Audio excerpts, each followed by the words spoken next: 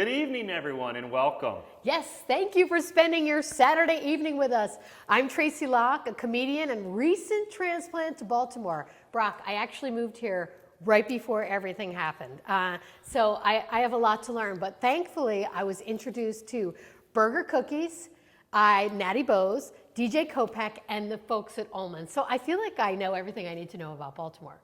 Yeah, definitely. You're definitely well on your way. And thank you for joining us, Tracy. Sure. You know, many of you that know me know I tend to talk long if I'm not careful. And I know we're all here to hear the music later with our friend DJ Kopeck. So I invited Tracy to keep us on track and help this evening move smoothly. Yes, and I will totally do that. But at first, I want to talk about this, Brock. We have been guilty of overusing some words and phrases in the past 12 months. Do we want to talk about that? Oh yeah. Well, first, social distancing. You keep Yeah. creeping I to know. me. I keep moving. Social distancing, 6 feet. Yeah, you're right. How about this one? You're on mute. You're on mute. We're all, I must say this to my team all the time, we're all in this together, which we are, and all of you joining us tonight with us. This is one I love. These are unprecedented times. And then what we always say when we don't know the solution or what's uncertain times, which Yes. they have been for sure. That's a good one. Yeah. How about this, Brock? This is my favorite. Where you're like, using Zoom as a verb, like, oh, I got to go Zoom right now. Yes, my kids use it with me all the time. I'm like, no, you're going to have a conversation with me, real and live. And then the one that I know my team has called me out on multiple times, and we're probably all guilty of it, pivot. We have used pivot way too much. I hear pivot all the time. We're going to have to pivot. So we're going to have to put some of these things behind us as we move out of this pandemic, hopefully sooner than later. Yeah. Yes, perfect. So, well, we've got a great evening for you. And, you're probably sick of hearing a lot of these phrases. And there's one more I'll give you. And that is, I can't believe it's been an entire year. Can you believe, seriously? Of living with this pandemic. A year. I know we say that a lot in our household, and I'm sure all of you do. But I'm going to say it one more time. Okay. One more time, because I really can't believe it's been an entire year.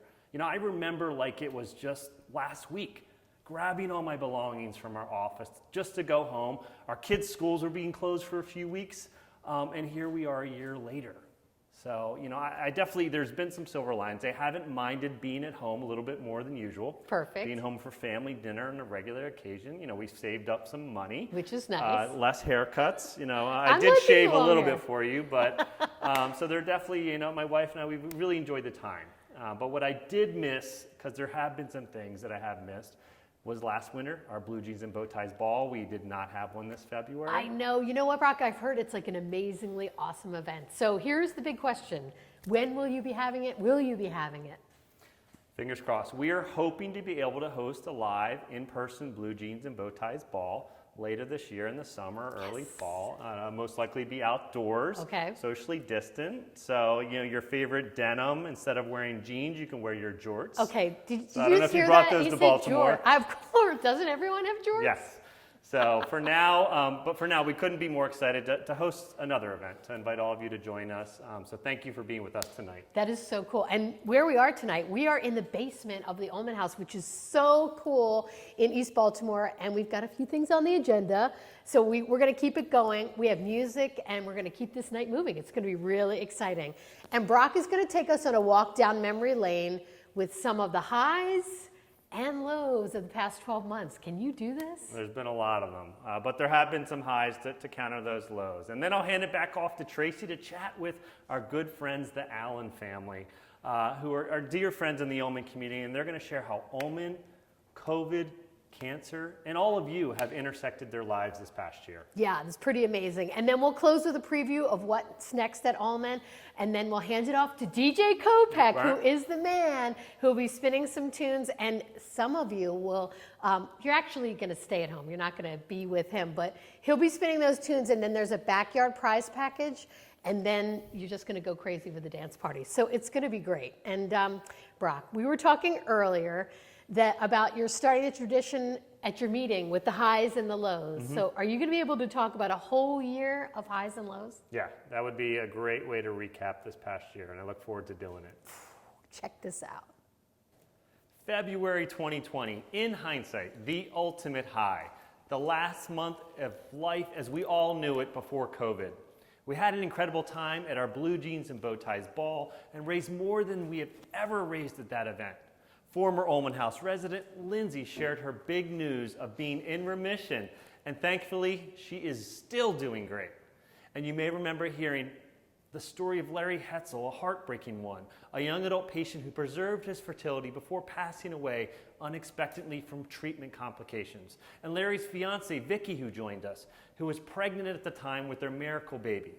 Well, I'm so happy to share that baby Ren was born in July. It's such a heartwarming story from one of the nicest families you could ever meet. March, a deep low. Coronavirus and COVID-19 officially entered our lexicon. And while we had no idea how many people would die over the next 12 months, it was already very frightening and disruptive for all of us, including all of us at Ulman. We sent most of our team home to work remotely and made sure that those going into the hospitals, our patient navigators, and all of us here at Ulman House were properly equipped. We suspended in-person volunteering and visitors at Ulman House, which was just heartbreaking because we loved welcoming all of you into our facility. April, a high, I got a call from a great friend and Ulman supporter, Chris Kopech, asking if we wanted to collaborate on a quarantine dance party. I had to look that up. I didn't know what it was, but it was epic. Of course I said yes, and thanks to Chris, his community, the DJ Kopech fam, and many of you, we raised $108,000 in one night. Yes, I'll say it again, $108,000 in one night, just by dancing in our basements and our homes. And that funding proved to be essential, as many of our other revenue-generating programs couldn't happen the way they had happened in their full versions later in the year. Through the spring and summer lows of seeing the devastating impact of COVID on young cancer patients, our patient navigators were heartbroken to see patients at the hospital on their own, parents and children unable to touch or even be in the same room near the end of life.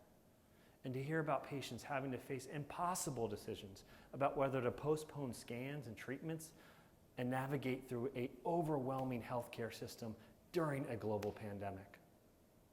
Over the summer, highs and lows. To keep our participants safe and distanced, we had to make the difficult decisions to move our 4K for Cancer, our cross-country bike ride and run, Key to Keys, our bike ride down to Florida, and several Cancer to 5K teams to virtual formats. This was a big disappointment for everyone, all of us at Ulman included, who had looked forward to taking a physical journey together. But it makes sense that the types of people who sign up for our experiences are incredibly resilient, and they made the best of it. Folks formed new friendships over Zoom, logged miles on Strava, and some even met up for socially distant small group rides and run. So despite all these challenges, they kept moving, we kept moving, you kept moving to spread awareness of our shared mission and to raise some impressive amounts of money amidst an uncertain economy and tough times. January, high. We kicked off our newest program, the Otto Project. Otto is Japanese term for art, and the program that was established in partnership with a long, loving family within our community, the Scruggs family, is facilitated by a fellow at Micah, and it uses art as a tool to process one's experience with cancer, engaging with emotions and building community. And it's been gathering young adults from all over the country. So overall, despite the challenges of this past year, which there have been many, I have been so inspired by the resiliency of the patients, survivors, and caregivers in this community, by the dedication of our staff and our board of directors, and by the generosity of our volunteers and donors, each and every one of you. You know, we have kept our services going without interruption and kept Ulman House open to patients and loved ones coming from over 14 different states all over the country, as other similar houses have been forced to close their doors. Wow, Brock, talk about highs and lows. What a year. What a year. But you know what I'm most impressed with? People that were able to keep moving throughout the year and keep everything going. I couldn't agree more, and you had the opportunity to meet one of these families, yes. the Allen family, and they've been through more than most. And so I invite all of you to join us in welcoming Michelle, Toby, and TJ Allen for a conversation. I am so excited to be here with Michelle and TJ and Toby. Thank you for taking the time out to be here. How'd you find out about Ulman? We're so thrilled that you're here to talk about it. Thank you. Yeah, so how we found out about Ulman was through one of the social workers at Johns Hopkins. TJ was undergoing some of his treatments there, but prior to that, we'd been traveling back and forth, and as we said, it's a couple-hour drive. So the time, the distance, and the money we were spending in the hotels, and the time away from our other children. Sure. Devin had presented us with an opportunity and recommended that we come here, so we did. We set up a visit, and I think as soon as we did the visit, we were just in awe. Yeah, we were in awe. We're like, yes. Yeah, talk about that a little bit. We want to stay here. Well, yeah, what was your impression when you came in, and what were you expecting, I guess, is the first question. Well, I will say, they said it was for young adults, so we thought there's going to be all these young adults around, and TJ with his disability, we were kind of worried about that, and we weren't sure if it was going to be handicap accessible for him, and we did the tour, and we were just in awe. Everybody was so friendly. Sophia greeted us, and she was just so friendly and overexcited to see us, and we did the tour. We saw the kitchen, the bedroom. I mean, there was just space if you needed space to get away, if you wanted to come and interact with everybody. There's a little library, there's a computer room, a gym to work out in, and we were just like, this is perfect. That was a good one for me, was the gym. Yeah, I bet That it and the was. music room, yeah. yeah, that was the music room, yes. But I think, looking back, we've stayed at many other homes before while TJ was younger. Yes. And it's, as a young adult now, and even though he's a young adult with disabilities and we're caregivers for him, it just didn't fit. It didn't feel right for him because it was much more younger. Right. So he needed an outlet where it presented him with adults. Sure. But then it gave him things to do in the house that were still, from music to playing games. And so I think that just all of those compounds just kind of made us realize that, hey, we want to give it a shot and stay here. And one thing that I really took out of it, all the resources that they have, different foundations that may be able to help us or assist us, or the social worker, or just also I found really helpful was the other parents that were here, so we can talk and communicate and just get other information that we didn't know about or were missing about, or just to have that companionship and talk about our kids and just have that interaction. It was so helpful. Just to have an outlet where you can speak with other adults and share your thoughts, and because what's important is that you're sharing your feelings with somebody else that sometimes they're just strangers, but you have a connection. I think that's so important that you're saying that you can help each other navigate. And another layer to this was that you had to deal with COVID while this was all going on. Yes. So when COVID first happened, he Right. Was here. It was tough. And it was COVID. Nobody wanted to be outside. Nobody wanted to go anywhere. We didn't want germs. Ulman was being super safe, and we were so thankful for that. Luckily, we had some great people in the house. You have each other to fall back on. You play games. You do, and everybody inside was being safe. What a better place to be, right? Yeah. To be stuck. You have all the essentials that you need here in the house, and they're being met. The needs are being met. Yes. In addition to being only 5 minutes from the hospital. So how is TJ doing, and what's next? We want to, an update on how everything's going. We've always taken 2 steps forward and a step back since 2017 with his diagnosis, and he's endured countless chemotherapy sessions, radiation. He has a prosthetic leg for amputation that we went through, and all of these were remission, relapse, and so now we are in our 3rd potential remission now. So we're waiting for the PET scan Okay. to come back for the results of that. And so moving forward, he's under a immunotherapy right now. So we were on a Johns Hopkins trial, but when we had a relapse, he had to come off of that. So now we're back on it, but it's on outside of the trial setting. Okay. So we're going to give it one more try. I know, I spoke to Toby and Michelle before we had started. I know you said there's so many people that you wanted to thank. You just had such an amazing experience. There's so many. One is the foundation, the Ulman Foundation as a whole. You can't put into words the gratitude that we have, as a family. They just are a wealth of information. They just have so much information that we've explored things, we've read books, they've just been such a wealth and brought us to the right people and put us in the right places. And I tell Toby all the time, God put us in the right place at the right time, and that brought us to Ulman. And I don't know how we would have survived without Ulman. Wow, what an inspiring story. A big thank you to Michelle, Toby, and TJ for sharing their story and being such a big part of the Ulman community.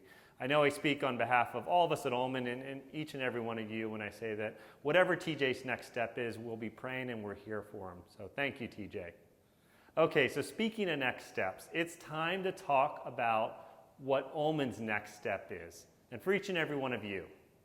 While we're all optimistic about getting back to some semblance of normal, we're still treading lightly and taking things one step at a time. Living through this pandemic and the uncertainty it brings us is a constant reminder of how cancer patients live all the time, unsure of what the next scan may show, or wondering what side effects their treatment will bring. Our navigators often counsel patients to focus on what's right in front of them, one day at a time, one step at a time. And they ask them and they invite them to take that step that they know they can confidently take. We've adopted this idea and this theme of next steps as we advise our community and how you can help us as well.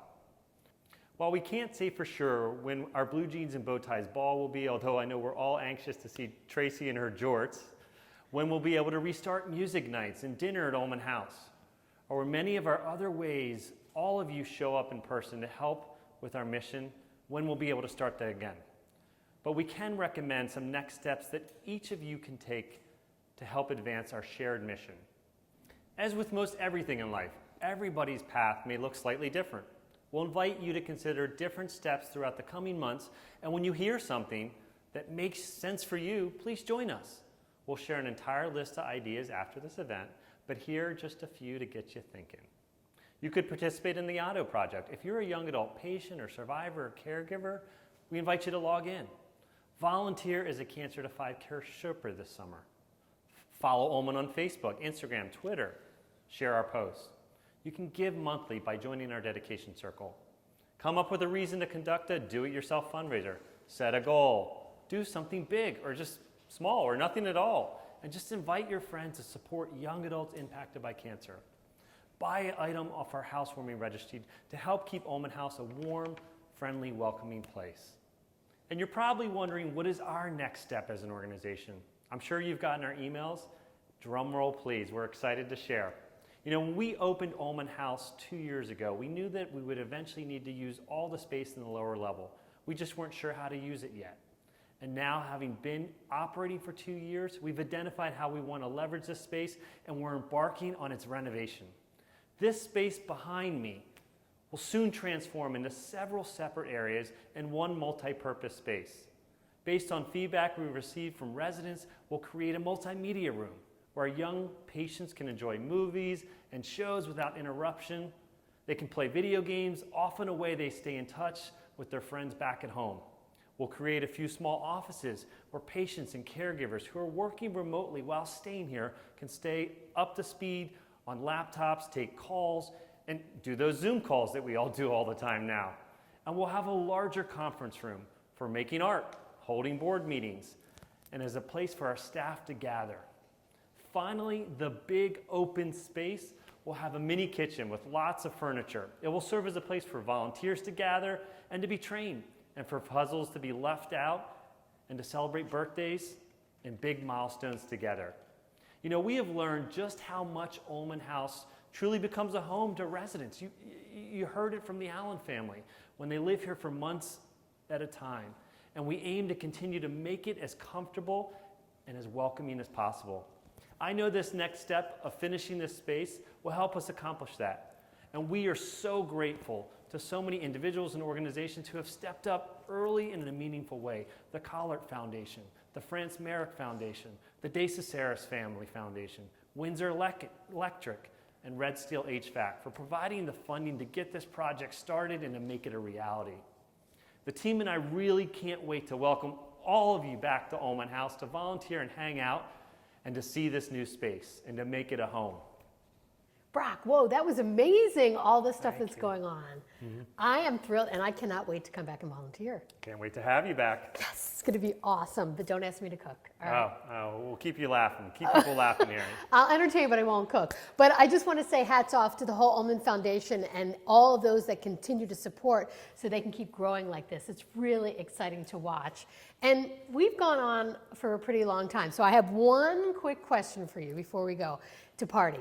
Are there any more immediate steps that people can take to keep this ball rolling and keep the effort going and keep the money coming in? Absolutely. Tracy, thank you so much for asking. You know, we've all talked about, taking that next step for TJ, for all of us as an organization. So before we turn the mic over to DJ Kopak for our prize drawing and to help him reach a significant milestone for himself. You know, a year ago, this evening, he started playing music in his basement for his kids and his wife, and it went viral. And over the past year, he's raised money for Ulman Foundation, for some incredible organizations, and he is close to raising $2 million for charity this year. Wait a minute. Can you say that again? Because that is such a huge, significant number. That's bananas. $2 million. He's put food out there for first responders. He's helped Ulman House continue to do its work. He's supported the Special Olympics. So he is near the $2 million mark. Yes, that is and awesome. so that's something that we can help him with tonight. So tonight we want to help him take that next step by raising $2 million. And you can do it by supporting Ulman. So last year, we raised $108,000 during our quarantine dance party with DJ Kopak. That's and so insane. our That's goal so this good. evening, Okay. the next step you can take Right. is to help us raise $110,000 tonight. We could totally do that. 110. So 110 for Ulman will support DJ Kopak surpassing his $2 million goal. So that's just $2,000 over what we did last year. Oh my God, that is amazing. So we hope we can count on you. I am seriously, I'm ready to give. Where do we We can donate? count on you. Yeah, but wait, we got to tell them where do they donate? Well, first of all, no gift is too small. I want you to know that. All right. No gift. So $5, $10. Why do you point to me when you say that? You think I'm well- going to give like $5? I'm going to give you big money. All right. No gift is too small. I'll point to myself, okay? So we're going to drop a link in the chat, so you'll have a place to donate. And when we kick it over to DJ Kopak throughout the evening, I know he's got ways to take donations, so he'll keep plugging that throughout the evening. Okay, well, once again, before we throw to DJ Kopak, because he's amazing, he is the man, and I know you're ready to dance, Brock. But here's the thing. You guys have done such amazing work. This is so incredible. If you could be down here and see the incredible stuff that's happening, you would definitely want to get involved. So you need to get involved. You need to send your money. You need to volunteer. This is an incredible organization. So I just want to say thank you. Well, no, thank you, and I appreciate you sharing that. I mean, the Allen story, and unfortunately, there's so many more of those folks that are dealing with cancer, and it's organizations like Ulman, it's supporters like each and every one of you, yourself included, that enable us to do what we do. And it's an event like this that allow us to celebrate, have a good time doing it, and raise the resources necessary to continue operating programs like this. Well said. I love that. So let's help DJ Kopak get to $2 million tonight, and let's get this crazy party started. DJ Kopak, are you ready? Take it away.